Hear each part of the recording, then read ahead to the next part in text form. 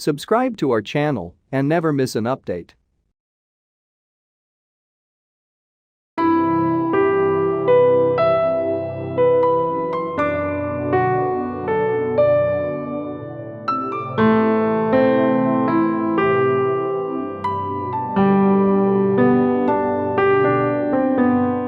છેલ્લા 16 વર્ષથી ગૌરાંગભાઈ યુથ જોડે કામ કરે છે અને યુથના ડેવલપમેન્ટમાં લાગેલા છે. યુથ નું આપણે જાણીએ છીએ કે ઘણા બધા ઇસ્યુ હોય અને ઇસ્યુઓને બહુ સરળતાથી એ લોકો કહી નથી શકતા હોતા, તો એમની આ જે સંસ્થા છે એમાં ઘણા બધા એમના ઇસ્યુ, એમના પ્રોબ્લેમ, એમના કન્ફ્યુઝન્સ, ફ્રસ્ટ્રેશન્સ આ બધાને બહુ જ પોઝિટિવલી કઈ રીતે ડીલ કરી શક્યા એનું કામ કરે છે.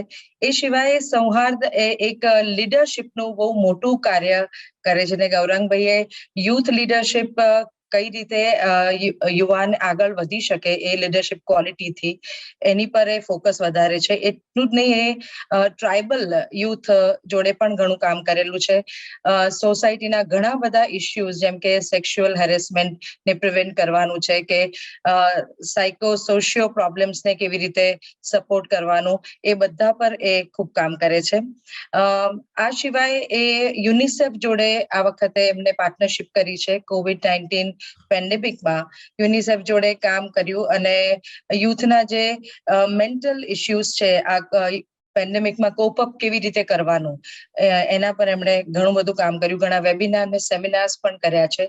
એ સિવાય એ ઇલેક્શન કમિશન ઓફ ઇન્ડિયા જોડે સંકળાયેલા છે અને યુથને પ્રેરણા આપે છે, યુથને ગાઈડન્સ આપે છે કે વોટિંગ કેટલું જરૂરી છે અને એ વોટિંગ કરવાથી એક સારા નાગરિક તરીકે એ દેશને કેવી રીતે આગળ લઈ જઈ શકે એનું એ કામ કરે છે, જે કદાચ આઈ થિંક 2017 થી એ જોડાયેલા છે એમાં. આ સિવાય ગૌરાંગભાઈને 2 બહુ મોટા પુરસ્કાર મળેલા છે. એક છે ક્લિન્ટન ફેલોશિપ એવોર્ડ, જે એમને 2017માં મળ્યો છે, અને બીજો પ્રેસ્ટિજિયસ અશોકા ફેલોશિપ એવોર્ડ છે, જે એમને 2017માં મળ્યો છે. આ સિવાય ગૌરાંગભાઈએ 6 ડોક્યુમેન્ટરીઝ પણ બનાવી છે, 15 નાટકો લખ્યા છે અને યુવાનોને જાતે જોડે રાખીને ભજવ્યા પણ છે.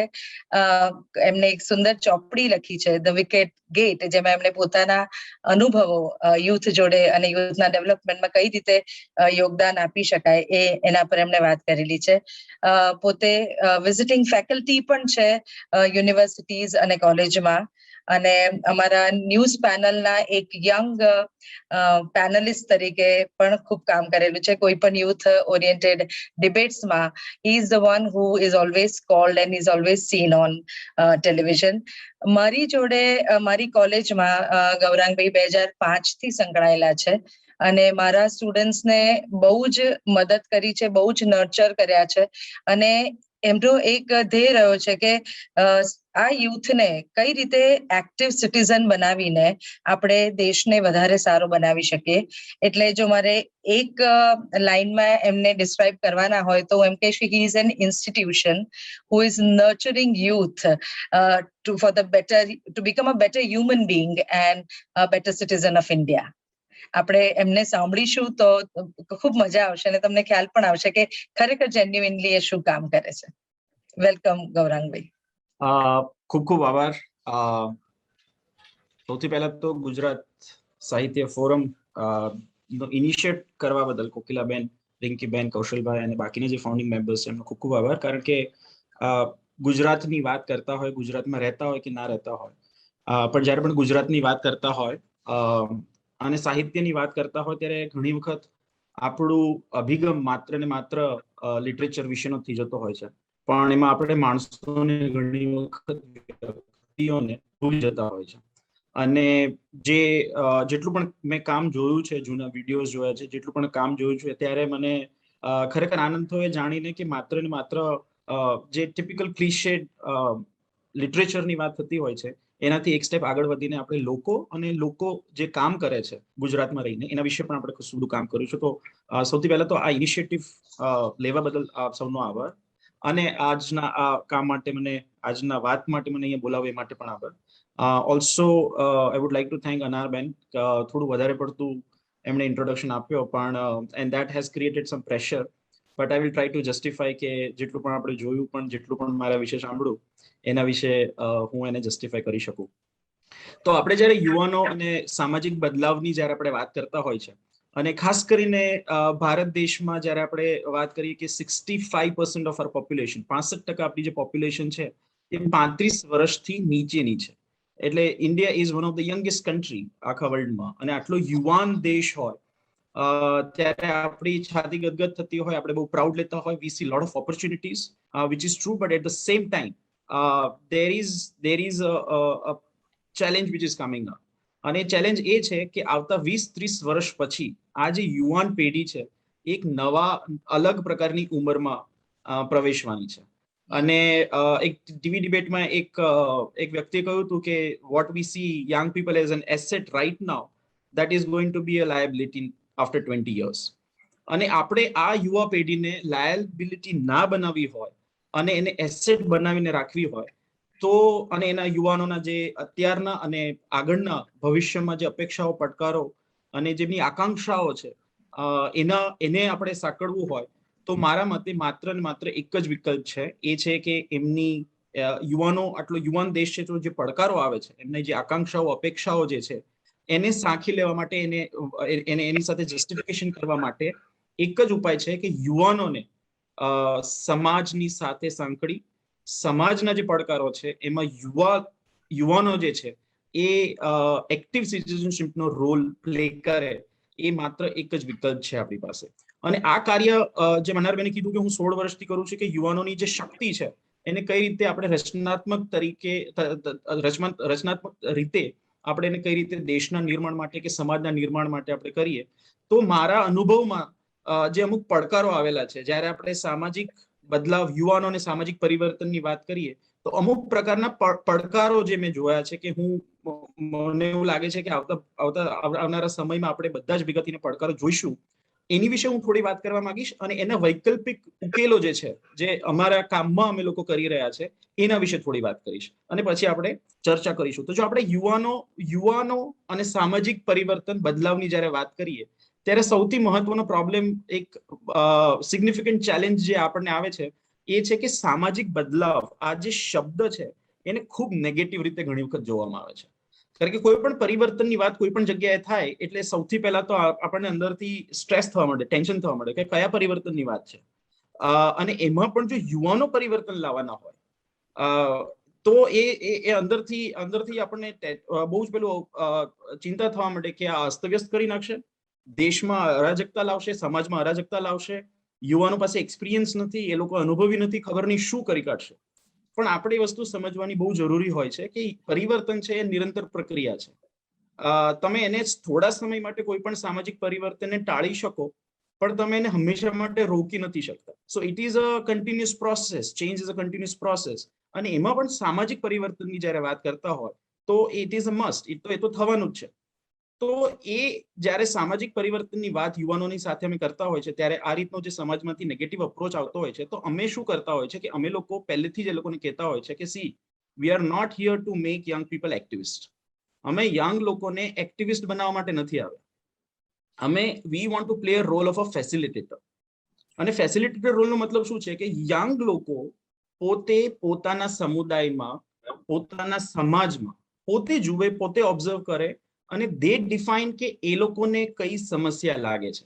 rather than we telling them this is a problem and this is how you need to solve the problem or address the problem, we play a role of a facilitator કે જ્યાં પોતે વાત કરે કે આ સમાજમાં, મારા સમુદાયમાં, મારી આસપાસ, મારા પરિવારમાં, મારા દેશમાં, મારા સિટીમાં મને આ સમસ્યા લાગે છે અને મારી સ્ટ્રેન્થ્સ, મારી લિમિટેશન્સ, મારી સ્કિલ્સ અને મારા ઇન્ટરેસ્ટના આધારે this is a possible solution. અને એમાં અમારો રોલ આવે છે. એટલે જ્યારે નેગેટિવ વસ્તુ આવે છે ત્યારે અમે એ લોકોને આ રીતે કરીએ છીએ. બીજી એક વસ્તુ અમે લોકો બહુ જ સ્ટ્રોંગલી પ્રમોટ કરવાની કોશિશ કરીએ છીએ કે તમારે કોઈ પણ સામાજિક પરિવર્તન લાવવું હોય, ખાસ કરીને યુવાનોએ, તો એમાં તમારે પહેલી વખતે કીધું કે તમારે એક્ટિવિસ્ટ બનવાની જરૂર નથી. તમે જે પણ પ્રોફેશનમાં છો અને એ પ્રોફેશનમાં રહીને યંગ લોકો સામાજિક બદલાવ લાવી શકે છે. મારા વિડીયોમાં મારો એક લાઈન મને બહુ જ ગમે છે કે જ્યારે કોઈ વ્યક્તિ સેન્સિટિવ હોય અને સમાજ સાથે સંકળાયેલો હોય તો એને રસ્તા પર પ્રોટેસ્ટ કરવા માટે કે એનજીઓ ખોલવા માટેની જરૂર નથી હોતી. એ કોઈ પણ પ્રોફેશનમાં જઈને કરતા હોય છે. અને ઇનફેક્ટ કોઈ પણ સભ્ય સમાજમાં અને એમ્પાવર્ડ સોસાયટીમાં, સારી વિકાસશીલ અને વિકસિત સમાજની અંદર આપણે બધા જ પ્રકારના પ્રોફેશન્સની અંદર લોકો જોઈએ કે જે લોકો બદલાવ લાવવા માંગતા હોય. બહુ વખત પહેલા મેં એક લાઈન વાંચી હતી કે સમાજને આપણે આગળ લાવવો હોય તો સમાજમાં 3 સ્તંભ બહુ જરૂરી છે, 3 કાર બહુ જરૂરી છે. એક છે પત્રકાર, સેન્સિટાઇઝ પત્રકાર. બીજું છે કલાકાર. અરે કલાકારની અંદર માત્ર ને માત્ર કળા સાથે સંકળાયેલા નહીં, પણ એની સાથે દરેક અલગ અલગ પ્રોફેશનમાં જે અલગ અલગ પ્રકારનો હુનર બતાવતા હોય એ કલાકાર. અને ત્રીજી કાર છે કથાકાર. અને કથાકાર એટલે માત્ર વ્યાસપીઠ પરથી બોલનારા નહીં, પણ કથાકારનો મતલબ છે કે જે નોલેજ, જે વિદ્યા આપે છે, ટીચર્સ, પ્રોફેસર્સ, લોયર્સ પોતાનો વિદ્યાનો ઉપયોગ કરે છે. તો પત્રકાર, કલાકાર અને કથાકાર જો આ ત્રણેય પોતપોતાનું કામ સરખી રીતે કરશે તો ચોથી જે કાર છે દેટ ઇઝ સરકાર, એ આપોઆપ સરખી રીતે કામ કરશે. અને ચારે ચાર કારનું આપણે જો સરસ રીતે કામ કરવું હોય અને આગળ વધારવું હોય તો એમાં યુવાનોનો રોલ કોઈ પણ દેશમાં, ખાસ કરીને ભારત દેશમાં એટલા માટે કે સૌથી વધારે વસ્તી ઘણા વર્ષો સુધી આપણી તે રહેવાની છે. એટલે આ એક જે અમારો પડકાર આવે છે એનો ઉકેલ અમે લોકો એ રીતે લાવીએ છીએ કે તમારે બીજું કંઈ જ નવું કરવાની જરૂર નથી. વિધિન યોર પ્રોફેશન તમે આ વસ્તુને આગળ લઈ શકો. બીજી જે ખરેખર અમને પડકાર આવે છે, ચેલેન્જ આવે છે, અને અમે એને એડ્રેસ કઈ રીતે કરીએ છીએ એ છે કે આપણા એક નોશન છે, આપણા એક બિલીવ છે, કોઈ પણ સાયન્ટિફિક પ્રૂફ વગરનું એક બિલીવ છે કે યુવાનો નેતૃત્વ ન કરી શકે. એટલે વિચાર કરો કે 70 વર્ષ પછી પહેલી વખત, હું કોઈ પણ પોલિટિકલ પાર્ટીની વાત નથી કરતો, ધીસ ઇઝ અ ફેક્ટ, કે 70 વર્ષ પછી પહેલી વખત આપણા દેશમાં યંગેસ્ટ કાઉન્સિલ ઓફ મિનિસ્ટર્સ છે. આપણી અત્યારે 17મી લોકસભા જે ચાલે છે એની એવરેજ એજ જે છે દેટ ઇઝ 54. અને એમાં 12% ઓછા લોકો એ છે જે 40 વર્ષથી ઓછી ઉંમરના છે. તો 58 વર્ષના કાઉન્સિલ ઓફ મિનિસ્ટર્સ જે યંગેસ્ટ છે, આની પહેલા તો 67-71 સુધીનું આપણી પાસે ઓન એન એવરેજ નીકળતું હતું, દે use to decide policies four young people. That is largely because આપણા સમાજમાં હંમેશા એવું માનવામાં આવે છે કે યંગ લોકો નેતૃત્વ નથી કરી શકતા. 18 વર્ષનો વ્યક્તિ પ્રધાનમંત્રી, મુખ્યમંત્રી, મેયર, ગ્રામ પંચાયતનો સદસ્ય, કાઉન્સિલર બધું જ ચૂની શકે છે, ઇલેક્ટ કરી શકે છે. પણ એમને જ્યારે નેતૃત્વ કરવાની વાત આવે, અને અગેન કોઈ પણ પોલિટિકલ પાર્ટીની વાત નથી કરતો, આપણે પોલિટિક્સનું તો ભૂલી જઈએ. આપણા સોસાયટીના જે ચેરમેન હોય છે, ઇન્ડિયાની અંદર જે આપણા હાઉસિંગ સોસાયટીના જે ચેરમેન હોય છે, એનું પણ આપણે એવરેજ એજ કાઢીને જોશું તો આપણને ખબર પડશે કે એમાં યંગ લોકોની ભાગીદારી નહીં. એનું ખાસ કારણ એ છે, બ્લેમ યંગ લોકોને કરવામાં આવે છે કે they don't want to change, they don't want to take the lead, but at the same time we don't want to give space to them. એ જ્યારે સ્પેસ આપવામાં આવે છે ત્યારે ખરેખર કરે છે. તો આપણે સોસાયટીના જે ચેરમેન હોય છે એ પણ યંગ લોકો નથી હોઈ શકતા. સો આ એક બહુ જ મોટો એક ચેલેન્જ છે. આપણે સોસાયટીને પણ ભૂલી જઈએ. આપણે આપણા ખુદના પરિવારની વાત કરીએ તો ઘરના હરતા કરતા આપણા ટ્રેડિશન પ્રમાણે, સંસ્કૃતિ પ્રમાણે હંમેશા ઘરના વડીલ હોય, વડીલ ઉંમરમાં, જેની ઉંમર વધારે હોય એ બધું કરતા હરતા હોય, નહીં કે જેની પાસે કૌશલ્ય હોય કે જેની પાસે વધારે શક્તિ હોય. તો યુવાનોની અવગણના ત્યાં પણ થતી હોય છે. ત્રીજી એની સાથેની જે એક વાત એ છે કે બીકોઝ કે આપણે નેતૃત્વને આપણે એટલું નેગેટિવ લઈએ છીએ, યુવા નેતૃત્વને આપણે એટલું નેગેટિવ લઈએ છીએ, સાથે સાથે આપણે એને પોલિટિક્સની પણ વાત નથી કરવામાં. Now politics is so much important. આપણી બધાની જ લાઈફમાં પોલિટિક્સની જ્યારે આપણે વાત કરીએ તો કેટલું બધું જરૂરી છે. 2 મહિના પહેલા અમદાવાદની અંદર એક યુથ પાર્લામેન્ટ થઈ, ત્યાં મને પેનલ મેમ્બર તરીકે બોલવામાં આવ્યો હતો, જજ તરીકે.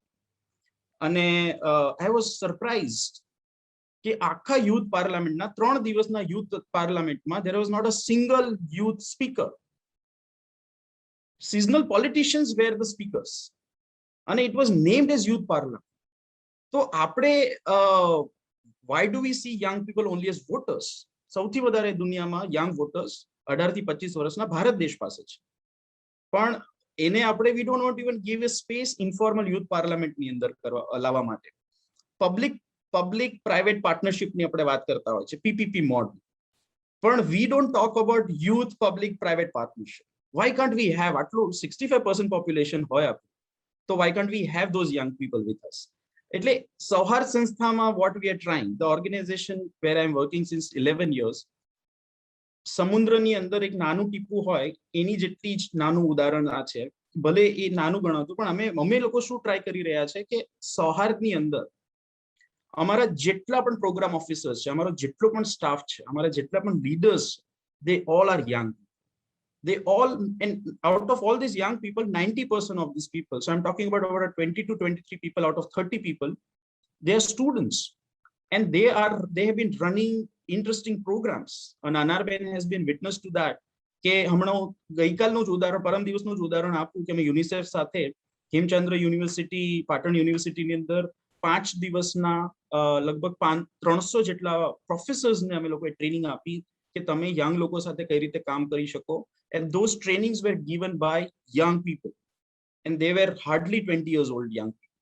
So if we give chance, if we give them space, આપણે એને નર્ચર કરીએ તો એ લોકોની પાસે ગજબ શક્તિ હોય છે. એટલે સરકારના દ્રષ્ટિકોણમાં કે પોલિટિક્સમાં કે સમાજમાં બીજું થાય કે ના થાય, સૌહાર્દની અમારી એક પોલિસી છે that we don't take any staff members from outside. અમારા ત્યાં તૈયાર થયેલા યંગ લોકોને, સ્ટુડન્ટ્સને અમે લોકો કરતા હોય છે. અને રચનાત્મક નેતૃત્વની વાત થાય ને ત્યારે હિપોક્રેસી ત્યારે બહાર આવે આપણે ત્યારે કે આપણે વી ડોન્ટ વોન્ટ, મેં તમને જેમ કહ્યું કે ચેરમેન પણ નથી બનવા દેવું કે આપણે કોઈ ડિસિઝન પણ નથી લેવા દેતા, પણ આપણે જ્યારે ફ્લાઇટમાં આપણે મુસાફરી કરતા હોય ત્યારે વી ડોન્ટ સી કે યંગ પાયલટ છે કે ઓલ્ડ પાયલટ છે. ઓફકોર્સ આપણને દેખાય છે તો વી ઓલવેઝ ફીલ કે હા સફેદ વાળ છે એટલા માટે વધારે એક્સપિરિયન્સ હશે તો સારું પ્લેન ઉડાડશે. આપણે આપણી જિંદગી એ પાયલટને આપણે હાથમાં આપી દેતા હોય છે ત્યારે we don't ask for that. Second thing, આર્મીના જવાનો, આખા દેશની સુરક્ષા કરવા વાળા, વી ડોન્ટ સે આર્મીના વૃદ્ધો, વી ઓલવેઝ સે આર્મીના જવાનો. Why? Because we know that young people have this. So આટલું જવાબદારી ભર્યું કામ બધી જ જગ્યાએ યંગ લોકો કરતા હોય, પણ નેતૃત્વની વાત આવતી હોય ત્યારે તે મોટો પ્રોબ્લેમ આવે છે. તો આ એક બીજો બહુ જ મહત્વનો પડકાર છે જે અમને આવે છે.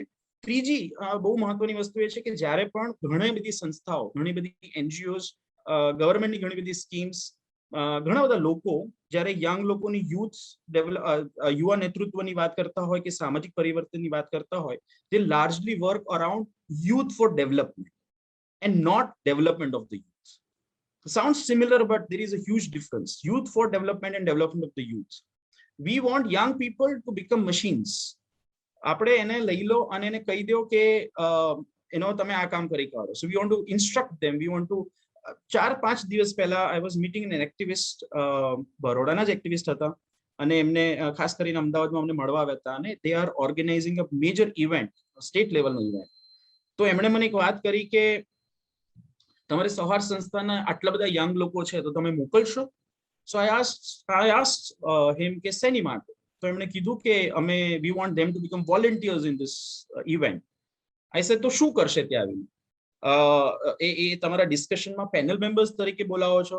તો he said no. તો મેં કીધું વાતચીત કરવા માટે તમે એમને બોલાવો છો? He said no. I said એમને શીખવા શું મળવાનું છે? He said nothing. તો મેં કીધું બોલાવો છો કેમ? તો બોલે we want them to distribute leaflets and do logistical work. And that event was around young people. So this shows that આપણે development of the youth, youth for development is important. I am not discarding that. Youth for development is important, but before that development of the youth is far more important. એટલા માટે અમારા ત્યાં સૌહાર્દની અંદર what we have invented, what we have started is something called self to society. 2005 માં મેં કામ કર્યું, 2005 થી 11 સુધી, 2011 સુધી હું જ્યારે કામ કરતો હતો તો I would only talk about social issues. Anarben was part of it, and we realized કે જ્યાં સુધી યંગ લોકોના ડેવલપમેન્ટની વિશે વાત નહીં કરીએ ત્યાં સુધી એ લોકોને ડેવલપમેન્ટના મુદ્દાઓ વિશે વાત કરવાનો કોઈ મતલબ નથી.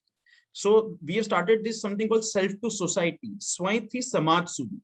અને એ જર્ની એમાં છે કે પહેલા પોતાનો વિકાસ કરે, પોતાની વાત કરે અને પછી સમાજના મુદ્દાઓની વાત કરે. અને that is how they the youth for development and development of the youth બંને થાય. પોલિટિકલ સાયન્સ હું જ્યારે ભણતો તો એક સરસ એમાં એક વાક્ય આવતું હતું કે યુવાનો સમાજ માટે સાધન છે, સાધ્ય નથી.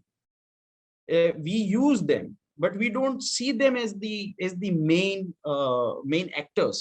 એટલે એ બહુ જ મહત્વનું છે કે વ્યક્તિત્વ ઘડતરની જ્યારે વાત કરીએ, લીડરશિપની વાત કરીએ ત્યારે યુવાનોના ઘડતરની વાત કરીએ. તો આ ત્રીજી વાત હતી. ચોથી વાત જે છે એ છે democratic participation of young people. લોકતાંત્રિક માળખામાં યુવાનોની જે ભાગીદારી છે એ બહુ મહત્વની છે જો આપણે સોશિયલ ચેન્જની વાત કરતા હોય યંગ લોકોની સાથે. અને again I am not talking about political party. Whenever I talk about democratic young people's participation in democratic spaces, લોકો મોટા ભાગે મને કહેતા હોય છે કે you are asking young people to join political parties. I am not asking anybody to join political parties, but it is extremely important to talk about democratic spaces. અનરબેને વાત કરી મારા ઇન્ટ્રોડક્શનમાં કે 2017માં we went to national election commission અને અમે કહ્યું કે આટલા બધા યુવાન મતદારો છે તો they don't make their own choices. Whenever they have to vote, they will ask their parents, or they don't even ask their parents. Parents will tell them કે આને વોટ કરવાનું છે based on your religion, based on caste, based on your neighbors, or based on what your parents say. So we said this is not ethical voting, and we launched a campaign called Mere Mat Se Mera Mat, my vote based on my opinion. અને એમાં અમે લોકોએ, અને I am not taking the complete credit, but એ વર્ષે 2017ની અંદર 5 lakhs new first time voters got registered. કારણ કે આપણે જોઈએ છે કે જ્યારે કોઈ પણ ઇલેક્શન્સના આપણે રિઝલ્ટ જોઈએ ત્યારે એના આપણે જોશું કે એમાં યુવા મતદારોની નિરસતા બહુ જ સ્ટ્રોંગલી બહાર આવતી હોય છે અને એ વર્ષે ને વર્ષે દરેક ઇલેક્શનમાં ઘટતી હોય છે. તો India being the largest democracy in the world, અને એમાં યંગ લોકો જો વોટ નહીં કરે અને સેન્સિબલ વોટિંગ નહીં કરે, એથિકલ વોટિંગ નહીં કરે તો બહુ મોટો પ્રોબ્લેમ થશે. એટલા માટે વી ડીડ ધીસ વર્ક કે ડેમોક્રેટિક રીતે કઈ રીતે એ લોકોનું પાર્ટિસિપેશન થાય. આ વાત તો થઈ પોલિટિક્સના લેવલે, ઇલેક્શનના લેવલે, પણ આપણા પરિવારોમાં, સમાજમાં, શાળામાં, કોલેજમાં પોતાની સ્પેસ બનાવીને યંગ લોકો કઈ રીતે ડાયલોગ કરી શકે, કઈ રીતે વાતચીત કરી શકે, કઈ રીતે ડેમોક્રેટિક સ્પેસીસમાં પાર્ટિસિપેટ કરે, એ બહુ મહત્વની વાત છે.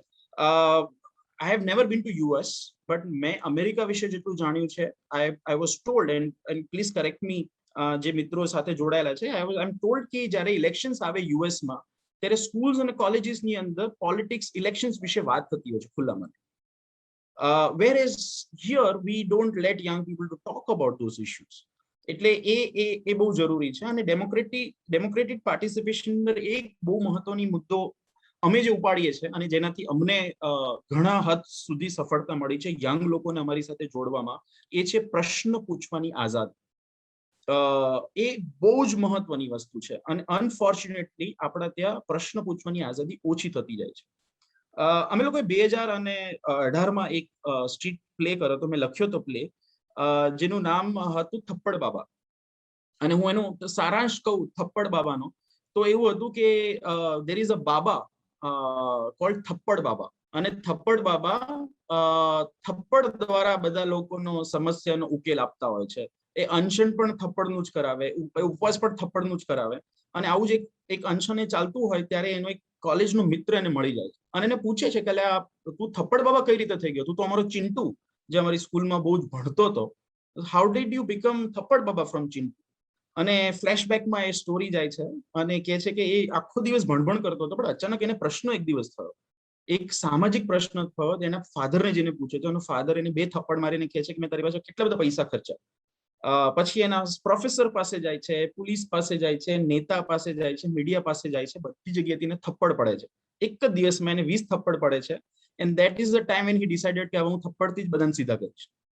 અને એ પ્લે અલગ રીતે પૂરો થાય છે, પણ એ છેલ્લું જે એનો જે શબ્દ છે એ યુવાનો માટે બહુ જ મહત્વનું છે અને જે અમને એનાથી બહુ જ બધું સફળતા મળી છે. એ જે લાઈન છે that I want to narrate here, એ જ્યારે ચિંટુ ગુમ થઈ જાય છે તો ચિંટુ માટે એક્ટર્સ બોલે છે कि आज एक चिंटू गया है लेकिन दूसरा चिंटू आएगा, आज एक चिंटू गया है लेकिन दूसरा चिंटू आएगा, तुम लाख दबा लो आवाजें पर प्रश्न तो पूछा जाएगा, है परिवर्तन हक हमारा, है परिवर्तन हक हमारा, जल्द नया जमाना आएगा, तुम लाख दबा लो आवाजें पर प्रश्न तो पूछा जाएगा.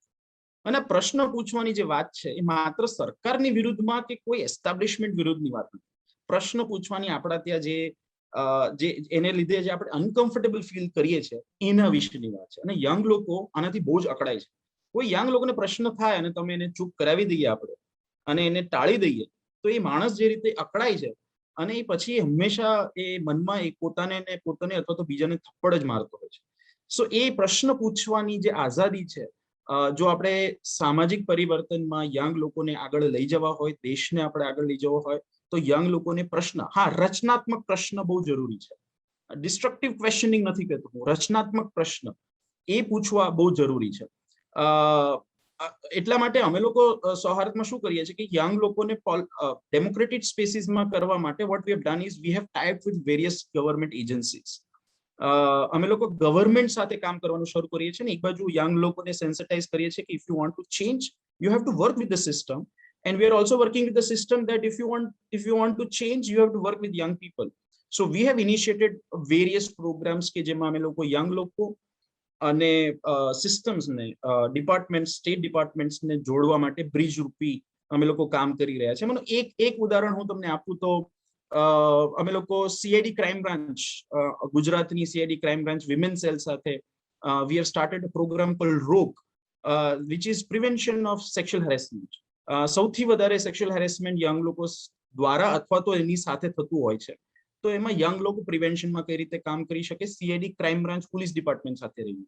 So that is what we have initiated. We have another thing which we have initiated is something called આખા ભારત દેશની પહેલી આદિજાતિ યુવા fellowship, tribal youth fellowship we have started with the tribal ministry of Gujarat, કે જેમાં અમે tribal, આપણા ત્યાં 16% પોપ્યુલેશન ગુજરાતમાં ટ્રાઇબલ લોકોની છે અને એના યંગ લોકો સામાજિક પરિવર્તન માટે, દેશ નિર્માણ માટે પોતાનો ભાગ કઈ રીતે ભજવે એના માટેની આ ફેલોશિપ છે. It is not an academic fellowship, એટલે ભણ્યા પછી પીએચડી કરવા માટેની ફેલોશિપ નથી. Any young person who is not even going to college, there are 29 tribes in Gujarat. તો એ 29 ટ્રાઇબ્સ માંથી કોઈ પણ યંગ છોકરો કે છોકરી પોતાના સમાજ માટે, પોતાના કલ્ચર માટે, પોતાના આજુબાજુના પડોશ માટે, પોતાના ગામડા માટે કંઈ કરવા માંગતા હોય તો એ સિસ્ટમ સાથે રહીને એ કઈ રીતે બદલાવ લાવે એ માટેની અમે આ ફેલોશિપ શરૂ કરી છે. અને અનારબેન ઓલરેડી વાત કરી દીધી કે કોવિડના સમયમાં we have prepared about 10,000 young people,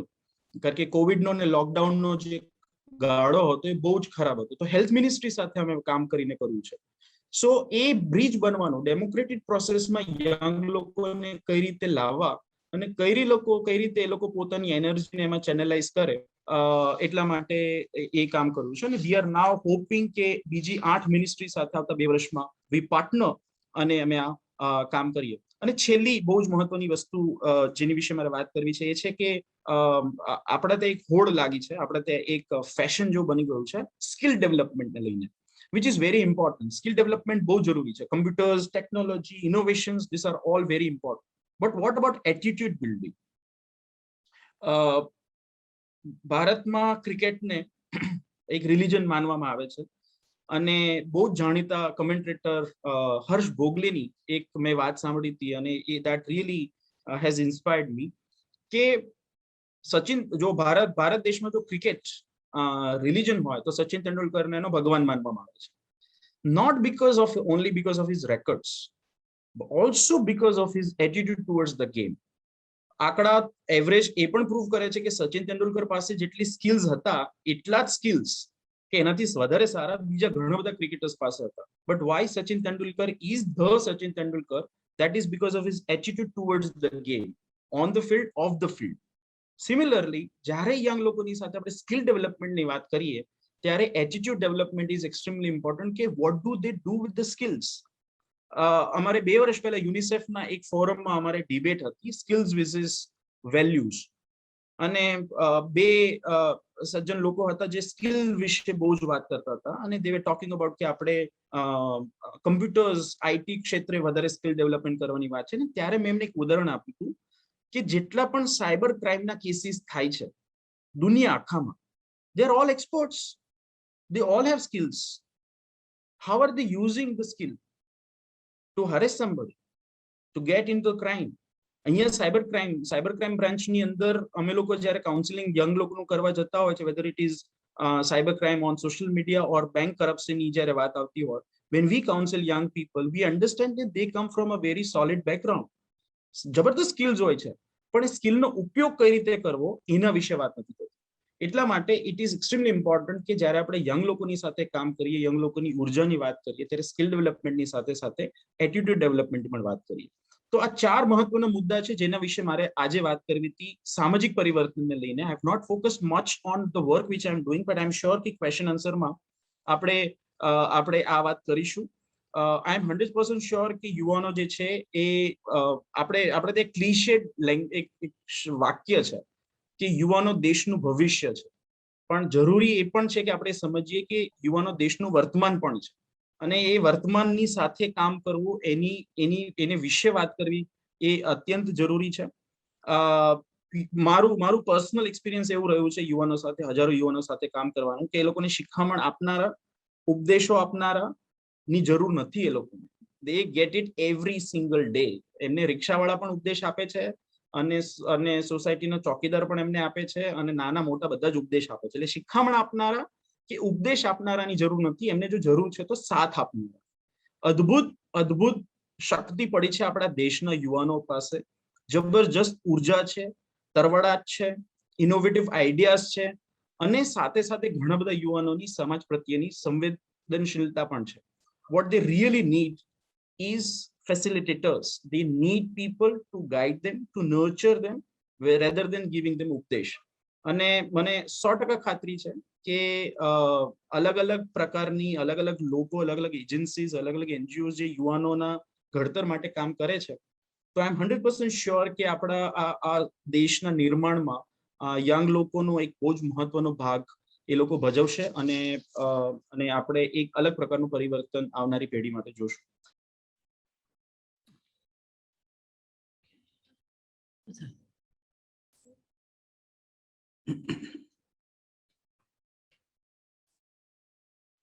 Gaurangbhai ખૂબ જ સરસ એમનું વક્તવ્ય આપી રહ્યા છે અને એમણે જે કહ્યું કે વર્તમાનમાં યુવાનોની જરૂર છે, તો મને એક બહુ નાનપણનું એક અમારા વક્તા આવેલા એમનું વાક્ય યાદ આવે છે કે ભૂતકાળની આંગળી પકડીને ભવિષ્યની ચિંતા કરીને વર્તમાન બગાડવું નહીં. તો એ પ્રમાણે એમણે જે કહ્યું કે ભવિષ્ય છે યુવાનો એ સાચું, પણ વર્તમાનમાં પણ આપણે યુવાનોને બરાબર એમને સમજીએ, બહુ જરૂરી છે. Gaurangbhai, I just got disconnected. હાજી, કોઈ વાંધો તો નહીં. હું કહેતો હતો કે હું અહીંયા મારી વાત અહીંયા પૂરી કરું છું અને આપણે સવાલ કોઈ હોય તો આપણે we can take questions. કૌશલભાઈને સવાલ છે, તેઓ આપને સવાલ પૂછશે. બહુ સરસ ગૌરંગભાઈ, બહુ સુંદર વાત કરી રહ્યા છો તમે અને ઇન્સ્પિરેશનલ છે. હવે 2 કોમેન્ટ છે. એક તો તમે પેલી જે 4 કારની વાત કરી કે એમાં હું પેલો એન્જિનિયર છું એટલે તમને એક ફોર્મ્યુલા આપી દઉં કે પત્રકાર મલ્ટીપ્લાઇડ બાય કલાકાર મલ્ટીપ્લાઇડ બાય કથાકાર ઇઝ ઇક્વલ ટુ સરકાર. એમાંથી એક પણ 0 હોય તમને તો તમને 0 સરકાર મળશે. બિલકુલ બરાબર છે તમારું કોમ્બિનેશનમાં. જી, બીજું એક અમારું જે જનરેશન છે, જે ઓલ્ડર જનરેશન છે, એ જનરેશનમાં અત્યારે છે generation of entitlement and resentment. Whatever we have, we feel we are entitled. કે આ તો હોય જ ના અમારી પાસે. Whatever we don't have, એના માટે આક્રોશ છે, એના માટે અસંતોષ છે. હવે આનું જ પ્રતિબિંબ આવવાનું છે યુથમાં. આપણે ઘણીવાર યુથને કહીએ છીએ કે millennials are feel entitled. આપણે કહીએ છીએ ને કે આ બધાને they don't know what it takes. મને એવું લાગે છે કે પર્ટિક્યુલરલી કે ઇન્ડિયામાં કે જે વડીલ પરિવાર છે એ રિટાયર નથી થતા, એટલે વડલો નથી બનતા, એ પાછું આપવા માટે ગિવિંગ બેક ટુ કમ્યુનિટી નથી થતા. તમે પોલિટિક્સમાં જુઓ, કોઈ છોડતું જ નથી પોલિટિક્સ. એવું નહીં કે હું પોલિટિકલમાં મેન્ટર થઈ જાઉં.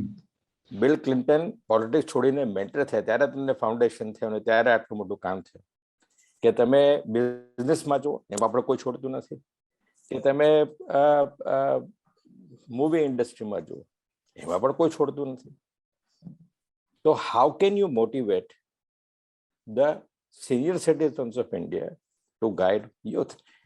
You are as rightly said, શિખામણ આપવા માટે નહીં, hands on. Jimmy Carter hands on જઈને ઘરો બાંધતા હતા આજે આટલા 40 વર્ષથી. તો આપણે ઘણા બધી પરિવારો, ઘણી બધી સંસ્થાઓ ચાલે છે. એવી રીતે તમારો એમાં અનુભવ શું છે અને તમે એને મોટિવેટ કેવી રીતે કરી શકો? I am not about motivating youth, motivating yes, the people who has talent. They understand, they've done it, they've seen it.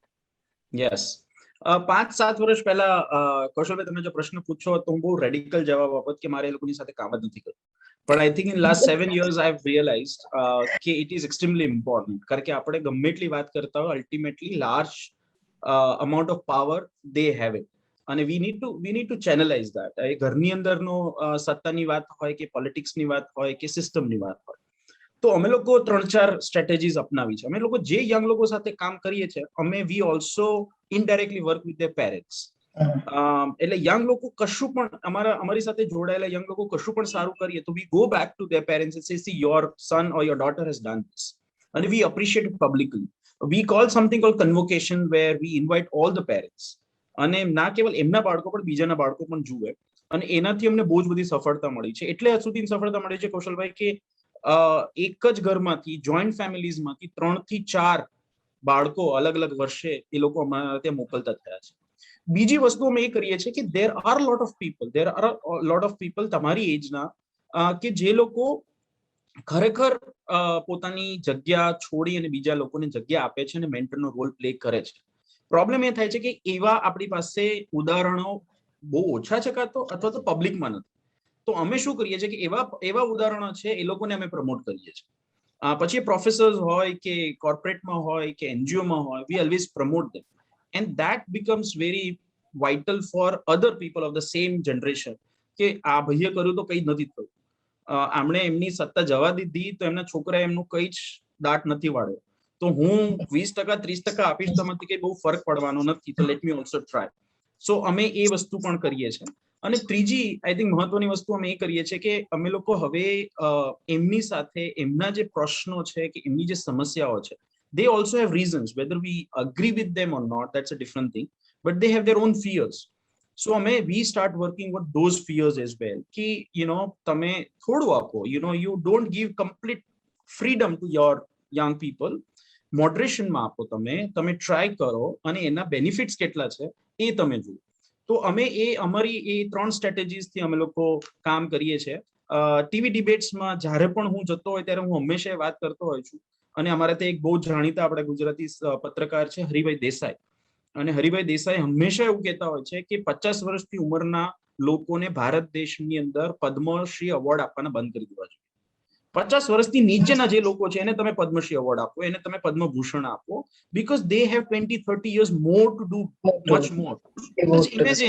Imagine 25 વર્ષના યંગ વ્યક્તિને પદ્મશ્રી એવોર્ડ મળે, and that person has 50 more years, let's say 75 in an average, or 25 years I'm saying, તો એનાથી બહુ જ ફરક પડે છે.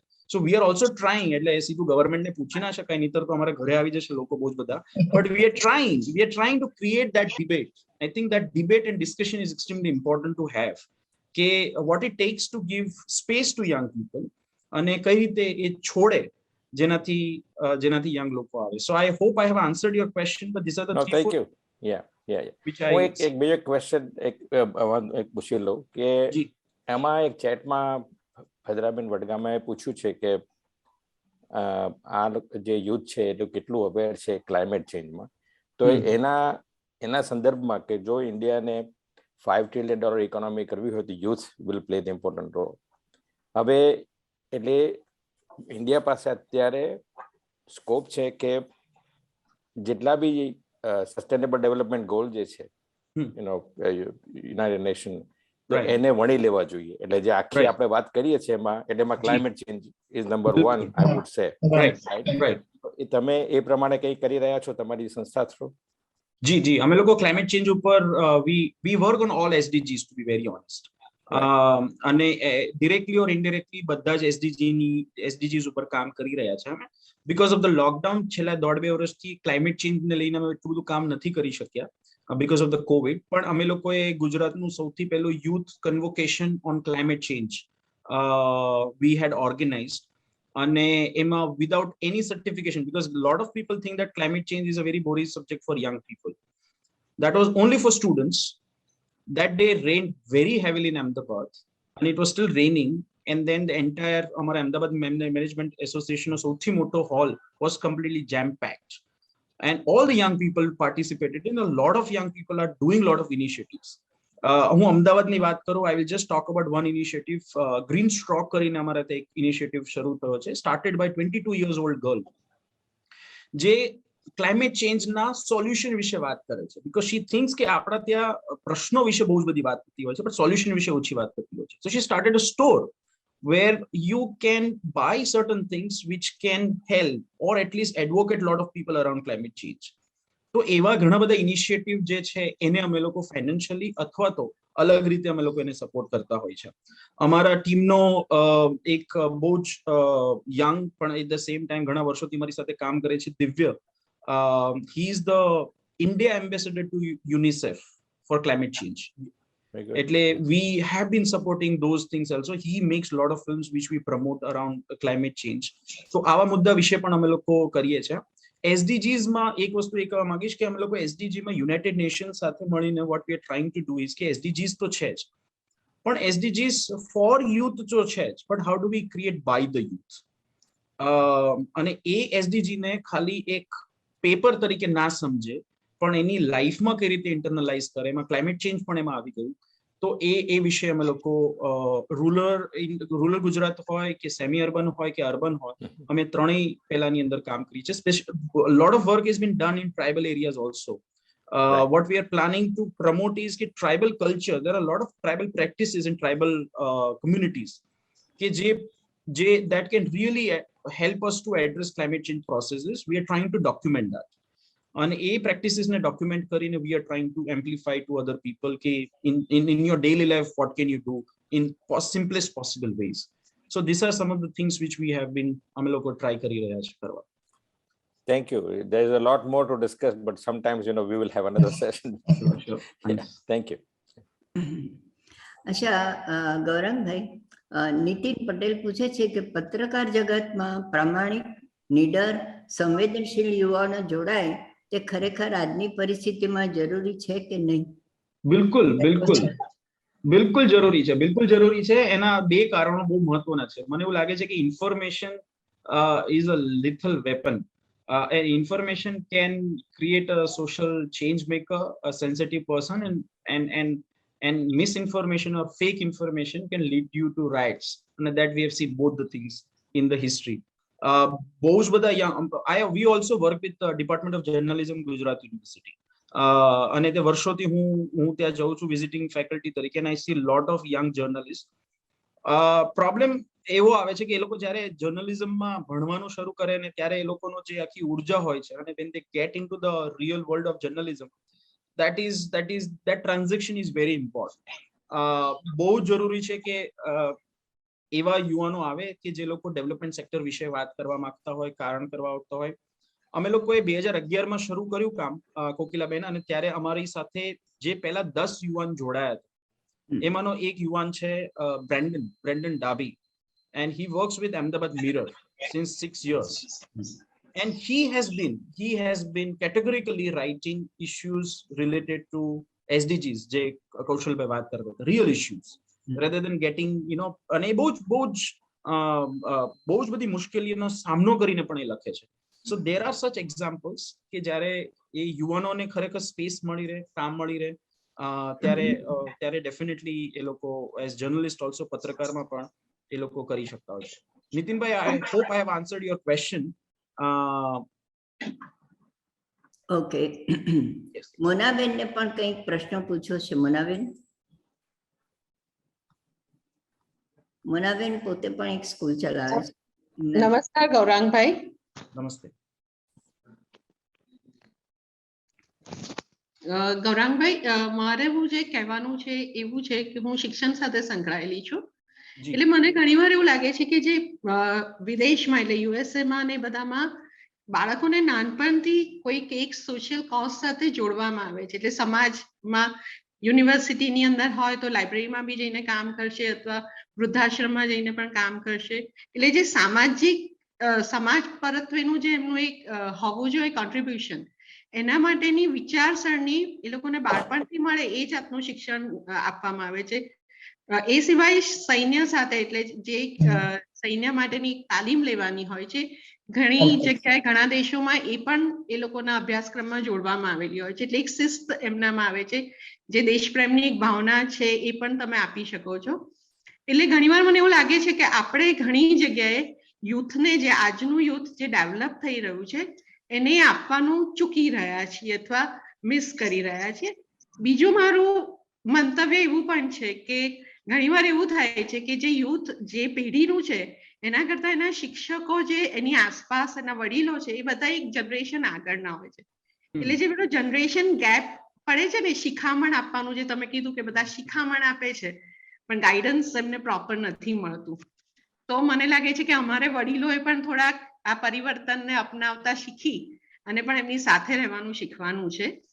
મને ખૂબ જ ગમ્યું તમારું આજનું વક્તવ્ય. હું અડધેથી જોઈન થઈ તો મને એમ થયું કે મેં ઘણું મિસ કરી નાખ્યું, પણ મારા પ્રશ્નનું તમે એના માટે કઈ પ્રયત્ન કરી રહ્યા છો? આવું કંઈક ન્યૂ એજ્યુકેશન પોલિસી આવી રહી છે તો એમાં કંઈ જોડવાનું એવું કંઈ વિચારી રહ્યા છો?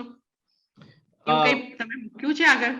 જી Monaben, thank you so much. તમારા બંને પોઈન્ટ્સથી હું સંપૂર્ણ સહમત છું. તમારી જે પહેલી વાત હતી કે બાળકોને શરૂઆતથી જ આપણે કઈ રીતે આપણે એ લોકોને સમાજ પ્રત્યે સંવેદનશીલ બનાવી શકીએ, અને એ આપણે ક્યાંક ને ક્યાંક ચૂકી રહ્યા છે. I completely agree with you. અને બીજો જે તમારી વાત હતી કે આપણે as elders we need to also change our self, our approach, જ્યારે પણ આપણે બાળકો સાથે અને યુવાનો સાથે કામ કરતા હોય. અમે એક મોડ્યુલ ડિઝાઇન કર્યું છે અને જે મેં સ્કૂલમાં શરૂ કર્યું છે, બહુ જ સ્પેસિફિક સ્કૂલ્સમાં શરૂ કર્યું છે. અને અમારો વિચાર એવો છે કે 1-2 વર્ષ પાયલટને રન કરીને પછી એજ્યુકેશન ડિપાર્ટમેન્ટ સાથે વાત કરી અને આગળ વધારીએ. What we call it empathy education. અને એ એમ્પથી ઇઝ એક્સ્ટ્રીમલી ઇમ્પોર્ટન્ટ કે બાળકો ખાસ કરીને સ્કૂલમાં જે ભણે છે એ લોકો કઈ રીતે એમ્પથી શીખે, પોતાનામાં કઈ રીતે વણે. I strongly believe empathy is also a skill. It is also an attitude, but it's also a skill. અને નાનપણથી આપણે સમાજ પ્રત્યે, સૌથી પહેલા તો આજુબાજુના જે બીજા બાળકો એમની સાથે ભણે છે, સમાજ પ્રત્યે એ લોકોની સંવેદનશીલતા આપણે કેળવીએ ને વોટ વી કોલ ઇટ સમભાવના, સદભાવના કરતા સમભાવના.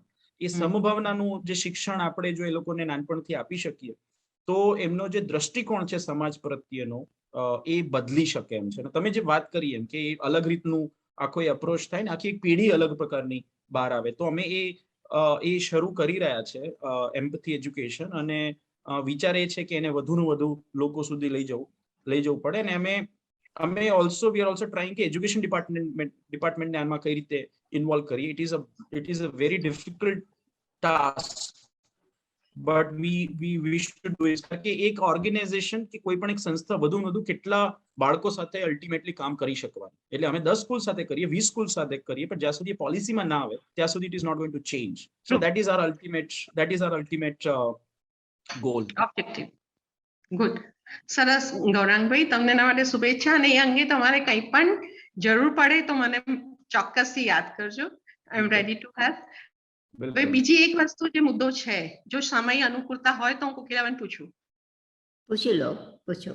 અચ્છા, બીજો એક મારો જે મુદ્દો છે એમાં જે તમે કીધું કે અત્યારે જે યંગ પેઢી છે, યુવા, તો ક્યાંક તમને એવું લાગે છે કે એ લોકોની પાસે એટલા સારા રોલ મોડેલ નથી કે જેને ફોલો કરી શકે રાજનેતાઓમાં કે આપણી આસપાસ? માત્ર ને માત્ર રાજનેતાની વાત નહીં કરું, માત્ર એલ્ડર્સની વાત નહીં કરું. મને એવું લાગે છે કે વિધિન ધ સેમ જનરેશન, પિયર ગ્રુપ્સમાં પણ આઈ વુડ પાર્શિયલી ડિસએગ્રી કે નથી, છે. પણ આઈ થિંક આપણે એને જે રીતે પ્રમોટ કરવા જોઈએ, જે રીતે આપણે એને આગળ લાવવા જોઈએ, એને આપણે નથી લાવી શકતા. આપણે ત્યાં હિરોઇઝમની જે ડેફિનેશન છે કે લીડરની જે ડેફિનેશન છે એ મારા પ્રમાણે થોડી પ્રોબ્લેમેટિક છે. ખરેખર હીરોઝ જે છે, ખરેખર જે લીડર્સ જે છે, જે ખરેખર તમે જે વ્યાખ્યા આપી એ પ્રકારના છે, એને પ્રમોટ કરવાની જરૂર છે આઈ થિંક. અને એને જ્યારે આપણે પ્રમોટ કરતા શીખીએ છીએ અને આગળ કરીએ છીએ તો એના ઘણા બધા પરિણામ પણ આવે છે. પણ yes, they don't have it. That is, એમની પાસે, એમના મન પાસે, એમની પાસે ઇન્ફોર્મેશન લેવલ એમની પાસે ડેફિનેટલી નથી. અને that is definitely one of the problems કે જેને લીધે એ લોકો એટલા ઇન્સ્પાયર નથી થતા. ઓકે, મનાબેન, આપને સંતોષ થઈ ગયો હશે આપના પ્રશ્ન?